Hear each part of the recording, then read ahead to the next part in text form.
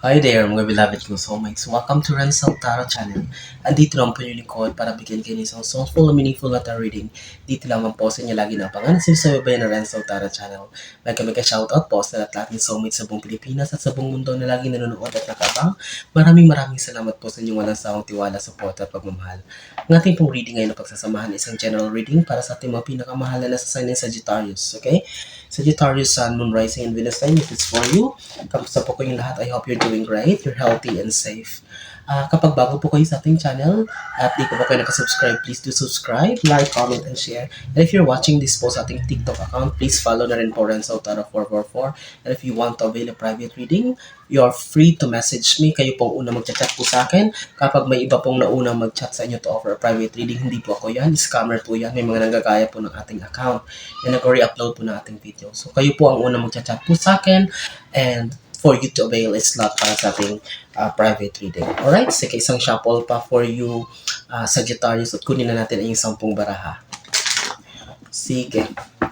Alright, Sagittarius, let's get your 10 cards for your general reading. Alright, so Spirit Universe, Spirit Guides, Angels, Ancestors, Holy Spirit, Saint Michael. 2. Kamusta po kayong lahat? Thank you so much po sa inyong walang sawang tiwala, support at pagmamahal. Lalong-lalo na po lately sa mga nag-avail po ng ating private reading. Thank you so much po ha sa inyong tiwala po na mag-avail ng private reading. I am so happy na nagustuhan nyo naman po, nakaresonate po kayo sa ating maginawang private reading. Sige po. Spirit Universe, Spirit Guides, Angels, Ancestors. Last 2 cards, Saint Michael. Alright, sige. Kompleto na Sagittarius ang iyong 10 baraha. Sige. Sagittarius, let's begin your general reading with your first card. Knight of Swords. Oh, Sagittarius, I can see here an energy of miscommunication. Meron bang nakatampuhan, nakasagutan lately? Sagittarius, kasi parang may nakita kong conflict dito or I can feel an energy of Sagittarius na being palaban na. You know, Sagittarius people, for a long time, they've been so quiet. Naging tahimik sila. Parang, nandyan lang sila sa gilid. Hindi sila nakikialam, nakikisaw-saw. But I can see here, Sagittarius, an energy of being brave, matapang, wala nang inuurungan, wala na, hindi nagpapapekto, hindi na nagpapagamit, hindi na nagpapaabuso. So, Sagittarius. But I can see also a situation na parang merong sitwasyon na nangyari lately na parang nagkaroon ng sagutan, miscommunication, tampuhan, problema with the Knight of Swords here. Alright? So, tingnan natin. Oh, meron nga. Kasi 3 of Swords is here. Maaaring merong heartbreak na nangyari. Meron talagang miscommunication dito. Anong nangyari dito sa Sagittarius? Mag-comment niya kayo. Tampuhan ito eh. Yung parang hindi nag-iimikan or hindi nag-uusap. Merong isang bagay talaga hindi napagkasunduan or parang hindi nagkaintindihan dito.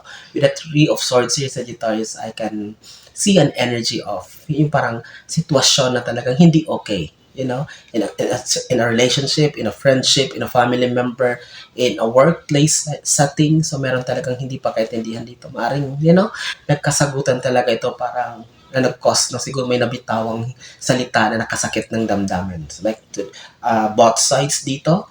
So, Sagittarius, ano ba ito? So, control your emotion, control your temper kasi sometimes pag nabitawan na natin yung isang salita, hindi na natin ibabalik pa ito. Alright? So, but I can see here, Sagittarius, na nasa sitwasyon kayo ngayon na parang ang dami yung dinadalas, ang dami yung kinikimkim sa puso nyo na parang, hinanakit. Hindi naman siya galit, but parang nasaktan talaga kayo with a certain situation or conflict na nangyari lately. Alright? So, tingnan natin. The Emperor card is here. So, parang ang nangyari dito sa Sagittarius ay parang merong nagpataasan na kayo ng ego, ng pride. It's like parang hindi nagparaya yung bawat isa sa inyo na parang meron talagang dapat umangat, merong dapat maging superior. Parang may nag-assert ng power. Parang gano'n nakita natin ditong energy. With the Emperor card here, parang kaya nagka-problema, hindi na ayos ito. Parang it takes a while kung bakit meron pa rin dito kayong nararamdaman or kinikimkim. It's because hindi kayo makapag-meet sa gitna. Okay, hindi kayo makapag-communicate ng maayos or makapag-sunod. It's because someone sa both of you is like parang nagpo-portray na parang mas magaling ako, mas mataas. Hindi ako magpapakumbaba kasi wala naman akong kasalanan. Ganon with the Emperor card here. Ito yung energy na nafe-feel ko dito. And you need to settle this. Okay? I advise you, Sagittarius, even though kung wala, hindi man ikaw may kasalanan, kung wala man mali dito, ikaw yung magpakababa. Okay.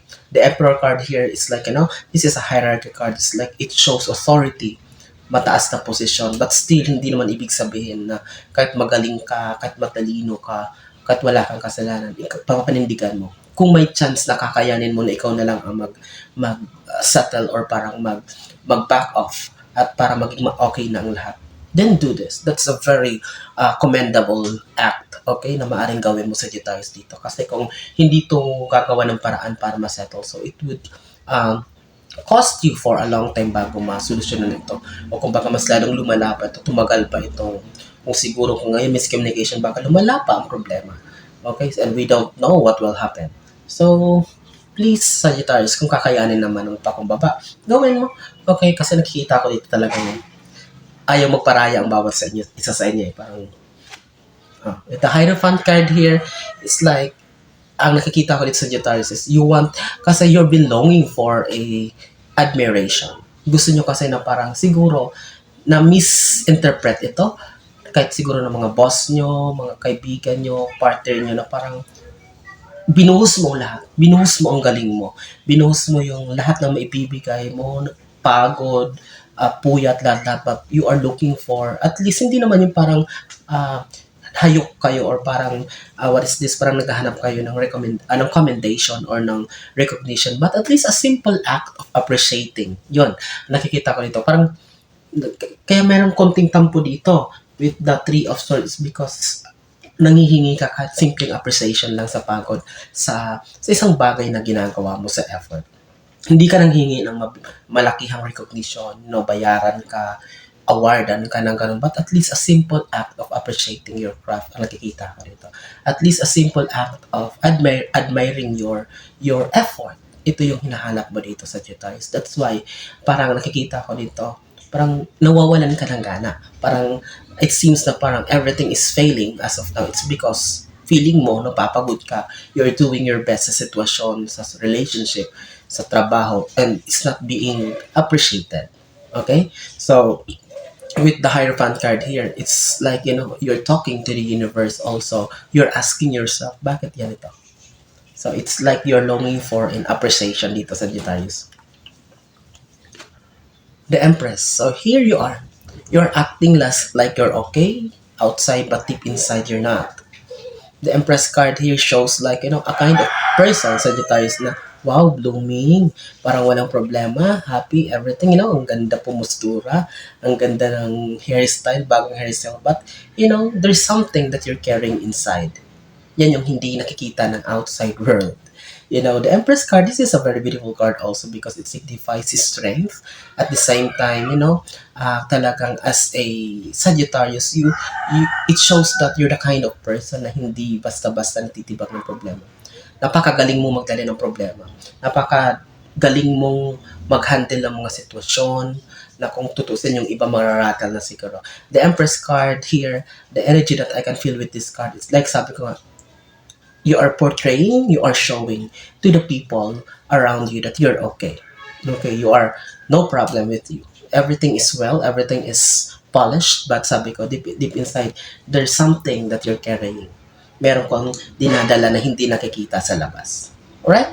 So, we have 5 cards left here. Before I proceed sa ating last 5 cards for your general reading, Sagittarius, ulitin ko pa, pag di pa ka nakasubscribe sa ating YouTube account, please do subscribe, like, comment, and share. And if you're watching this sa ating TikTok account, please follow. And if you want to avail of private reading, mag-send po kayo ng message. Hindi po ako ang unang mag-message sa inyo para mag-offer ng private reading. Scammer po yan. Alright? So, sige. Sagittarius, tingnan mo. 10 of Pentacles is here. There's a blessing. There's a good news related to money matters, financial matters na parating sa'yo. If you're waiting for a result, if may mga inaayos kayo lately, may kinalaman sa pera, so expect a resolution, expect a result with this. Paparating nito for you. But nakikita ko dito, you've been rushing everything with the Knight of Swords. Maybe you're expecting.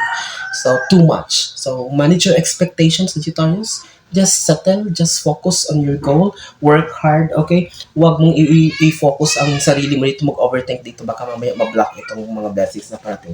Kasi nakikita ko dito is like, you're hurrying, you're in a hurry, nagmamadali kayo. Kung gusto mo nga, ngayon na dumating na ito mismo, but hindi eh. hindi mo naman kontrolado ang sitwasyon. Just sabi ko nga, with the Ten of Pentacles, you're guaranteed na may papasok ng mga kaperahan. But you don't need to rush it. Okay, hayaan mo kung kailan ang perfect timing ni universe na ibigay dito. Kasi ito nakikita ka dito with the Knight of Swords. So, something affected ka na. Pati yung mood mo, irritable ka. It's because you've been wanting. Gustong-gusto mo na makuha yan. But hindi pa dumarating sa It's because sabi ko nga, there's a perfect timing na ibibigay ng universe yan para sa'yo. Two of Swords, mapita mong barahan. Two and Three of Swords. Isa rin sa nakaka-apekto sa dito sa damdamin mo, sa puso mo na parang you've been broken-hearted, being disappointed also because parang nahihirapan ka rin sa sitwasyon mo ngayon because you're in a situation na nahihirapan ka mag-decide.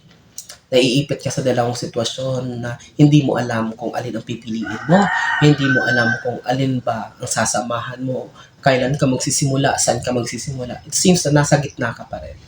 Na hindi mo pa rin alam kung kailan ka mag-decide or paano ka mag-decide. You're in decision making. That's why you've been so affected also. You've been disappointed at nangangamba ka. So, nasa sitwasyon ko daw sa Sagittarius na malaking pagdedesisyon na hindi mo pa alam ngayon kung alin ba talaga ang pipiliin. Right? So, tingnan natin. Hanged Man. So, this is stagnancy. So, it's like a situation na parang feeling mo lately ay walang improvement, walang nangyayaring growth and development for you. So, with the Hangman card here, with the Emperor, so sabi ko nga, tapusin mo na yung mga pride na yan, ibaba mo na yung pride na yan. Pag-usapan na yung mga bagay-bagay, gumawa na ng action para masettle ng problema, para matapos na. With the Hangman card here, sabi ko kapag hindi mo ginawa ng paraan, mapoprolong ang agony mo. Sagittarius, mas lalo kang mahihirapan, ripple effect na lahat ng problema. Magsasanga-sanga na ito at lalala pa. So sabi ko nga, tapusin na with the Hangman card here. So you need to move forward. Okay? So meet in the middle. Pag-usapan mo problema kung may problema, masolusyonan na agad ito. Hindi na ito palalain kasi sabi ko nga nakikita ko, babaan ng pride. Okay, walang masama magpakababa as long as it's for the peace of mind, it's for the goodness na magandang resulta magiging kalabasan. Kasi kung papatagalin mo pa ito, maniwala ka. So, Sagittarius, baka lumala pa ang problema. With the Four of Pentacles here, you need also to be mindful, pahawakan na mabuti ang mga resources na meron ka. Kung may savings ka, kung meron ka pang konting natitirang pera, just magtipid na mabuti. Nasa sitwasyon tayo ngayon ng panahon na hindi maganda. So, as of now, kung may pumapasok, at least hindi maiwasan na, of course, gagastos tayo. But it's for those expenses na mga hindi importante lang at yung mga hindi naman talaga kailangan pagkagastosan ay wag na. Okay, you need to hold on to your resources. Hindi ito yung oras para magwaldas, Sagittarius. Hindi ito yung oras na parang one day millionaire. I know your situation in finances is improving. Malaking improvement ng kaperahan mo ngayon. But it doesn't mean na mag-aasta ka or parang, you live a day na parang buhay milyonaryo. Yan yung time para kumbaga, samantalahin mo yung sitwasyon na magandang pasok ng kaperahan para sa iyo at hawakan itong mabuti. Kasi hindi araw-araw ipasko para sa iyo, Sagittarius, ha? So, tapusin natin itong general reading mo, Sagittarius, with your 10th and last card, which is Seven of Pentacles. So, Empress-wise here, so you're looking good, no problem at all, stability dito. And with the Seven of Pentacles here, you have a lot of things on your mind na gusto pang gawin. It's because hindi ka kontento sa kaperahan mo ngayon. Although sabi ko, malaking improvement, but it seems na parang gumagawa ka pa ng paraan. You are thinking a lot of ways kung paano pa ito mapaparami or mapapalago. Okay? Because you want stability. Kasi natuto ka na eh. Kumbaga, sa mga pinagdaanan mo lately na puro failure, puro, deficit, puro utang, lahat-lahat. But now, dahil meron ka, kahit pa paano may pumapasok na, yung top of mind mo ngayon ay paano ito paparamihin at papalaguin. Marami kang plano, marami ka pang gustong gawin. That's why ito nga sa may decision making dito nahihirapan ka. But all in all, that is a good problem for you, Sagittarius. Kasi at least, di tulad ng dati na parang limited lang talaga yung opportunities, yung choices. But now, this is a good problem for you. Alright? This is a very beautiful reading for you, Sagittarius. I hope and I pray na marami nasasayan ng Sagittarius na makapanood ito ngayon. And if you're looking or if you're interested to book a private reading, so please don't hesitate to send me a message sa ating TikTok account, Renzo Taro 444 at pag-usapan po natin. Thank you so much, Sagittarius, kung soulmate sa inyong muling pagsama. I'm wishing you all the best. Nasa mga kayo ron, ano man ang ginagawa niyo. Mag-iingat kayo lagi. God bless us all.